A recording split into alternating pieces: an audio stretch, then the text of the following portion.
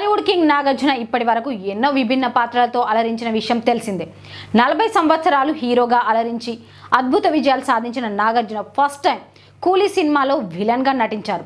ఇప్పటి వరకు positive characters చేసి బోర్ కొట్టడం వలనో లేక రజనీకాంత్ మూవీలో నటించాలనే ఉద్దేశంతోనూ విలన్గా నటించారు. ఈ పాత్ర తెలుగు ప్రేక్షకులకు అంతగా ఆకట్టుకోలేకపోయినా తమిళ ప్రేక్షకులను మాత్రం విశేషంగా ఆకట్టుకుంది.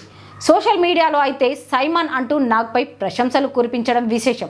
ఇదిలా ఉంటే ఇప్పుడు అనుష్క కూడా నాగ్ వాలే ఆలోచిస్తుండడం ఆసక్తిగా మారింది. మ్యాటర్ ఏంటంటే ఘాటి అనే సినిమాతో ప్రేక్షకుల ముందుకు వచ్చింది. ఈ సినిమాని క్రిష్ తెరకెక్కించారు. ఇందులో అనుష్క ఇప్పటి వరకు నటించని పాత్రలో సరికొత్తగా కనిపించింది. ఆమె పాత్రలో వివిధ కోణాలుండడం అలాగే వైవిధ్యమైన కథాంశం కావడంతో అంచనాలు భారీగా ఉన్నాయి. ఇక అసలు విషయానికి వస్తే ఆమెకి నటిగా ఒక బలమైన కోరిక ఉందట. Out and out negative character చేయాలనుంది. ఒక బలమైన క్యారెక్టర్ కుదిరితే ఖచ్చితంగా విలన్ పాత్ర పోషిస్తానని తెలిపింది అనుష్క. అలాగే తను చాలా ఎక్కువ ట్రావెల్ చేస్తానని, చదువుతానని, ప్రస్తుతం మహాభారతం చదువుతున్నానని కూడా చెప్పింది.